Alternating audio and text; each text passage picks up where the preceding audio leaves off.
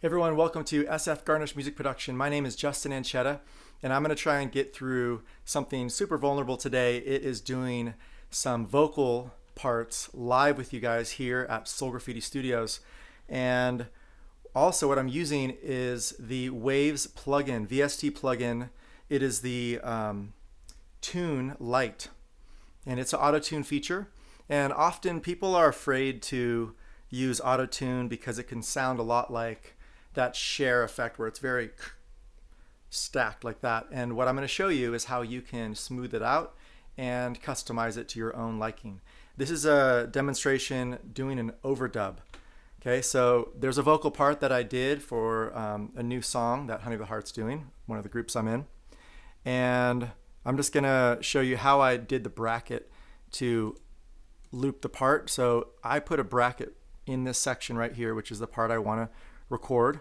It's this section right here. I just copied, I selected an area and I went Command L and brought that loop in. I went into record mode down here in the right side. The red button is on and the input is on number 5, which is the microphone right here that I'm going to record with.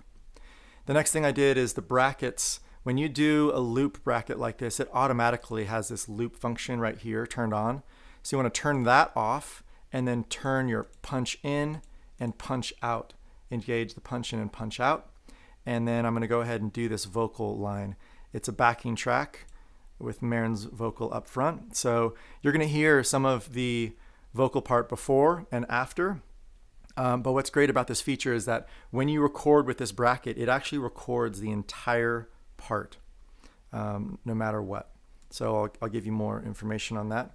So let's go into record. This is the Ableton push. I'm gonna actually, because I'm in record mode on that vocal track already, I can press record here. And now it's record enabled, and when I press the play button, it's gonna start recording. So here we go with this demo.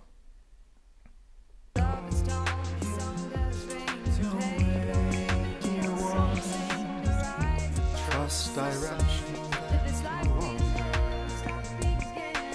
you may feel oceans away from your own dreams, but they're here to stay.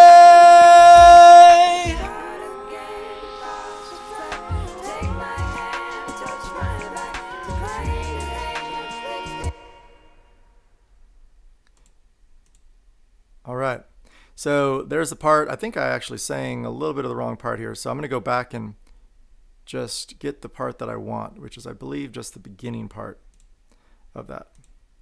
So one thing that we have, okay, we have right here in the bottom, let's go into this other screen so you can see a little better.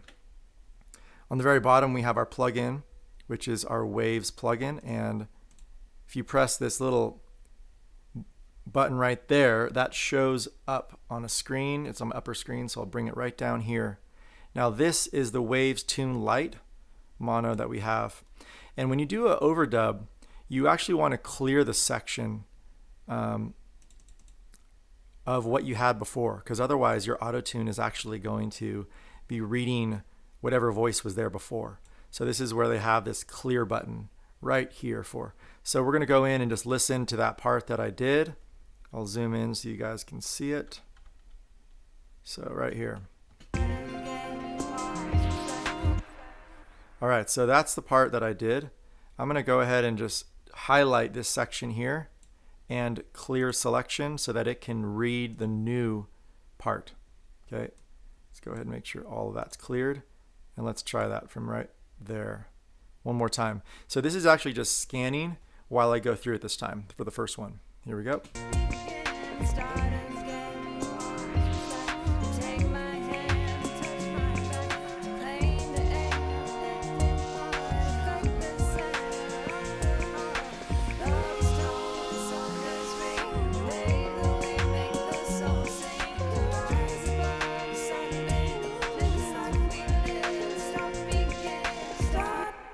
All right, So it looks like I actually did that part a little bit early, but not to worry, because we can make sure that we put that in the right section.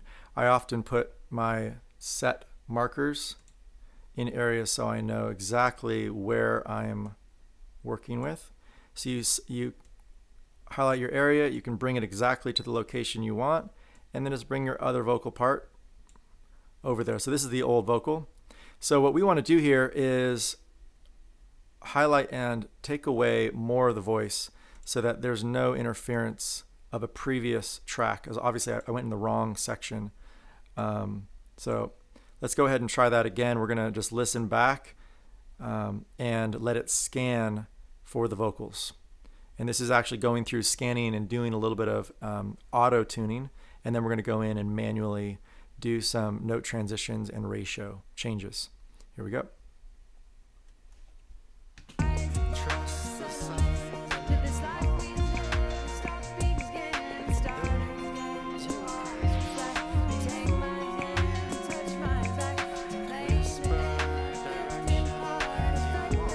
This is the part right here that's new.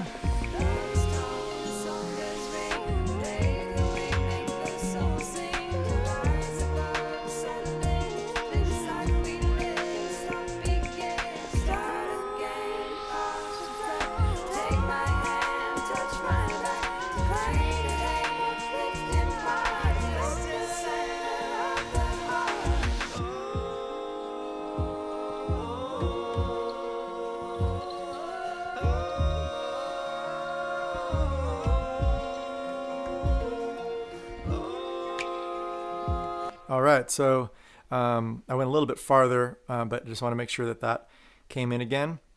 Now, this is the section that I wanted. It's a little bit quieter, so right away I'm going to increase the dB. And one way that I like to do that is, let's go in and show you this on your screen. There we go. So the bottom right here, this is the dB increase, and what I like to do is just make it match the area before or after it. It's probably not going to be that much of an increase. It's probably about 2 dB. So you just saw that this increased a little bit. If you do this a lot, it's pretty obvious what happens, but right, it gets super big. So we're going to want to go down back to 2. All right. The other thing that I like to do is make sure that my transitions are exactly where I want it. Maybe even do a crossfade, a little bit bigger crossfade in that silence. And do that on each side of the overdub. So there's the crossfade. Okay, so this is the part where we're going to listen back and just see if this is exactly what we want, or if we want to do a difference with the auto tune. So notice how it's playing right here on the auto tune. I'll try and make this a little bit bigger for you. There's a plus and minus. I'll bring it over here so you guys can see it all. There's a plus and minus right here on the screen. So I'm going to zoom in. And a cool feature with this is that instead of having to find exactly where you're at, you can just play from your header, and it should come in how you want. Okay, so this is the vocal part. If I just click right here, it automatically changes this section. All right, so I'm going to go to here and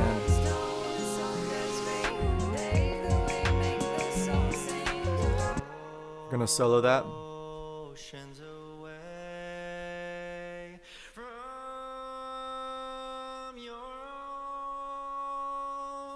Dreams, but they're here to stay.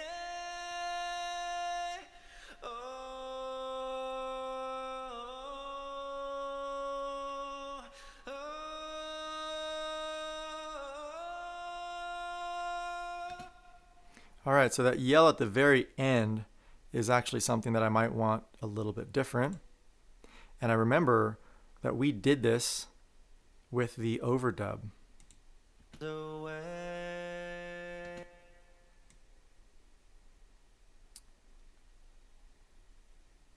All right. From dreams, but they're here to stay. Oh,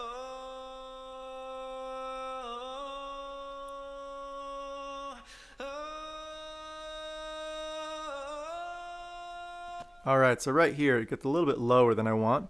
So this is the part where you can manually go in and change it up. Another way to do this is just retake it, but the fact that I'm trying to show you how you can do this through the program is kind of the goal. So you can just either take one or you can take all of them, and I think I want to bring these all up one.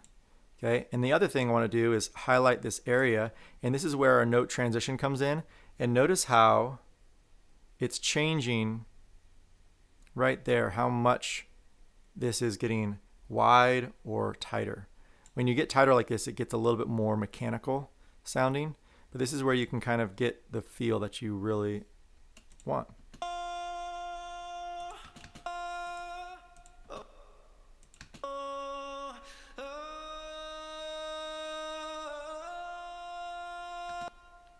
So this is just one note right here. I'm going to really drop that note to where I want to be. Try that again.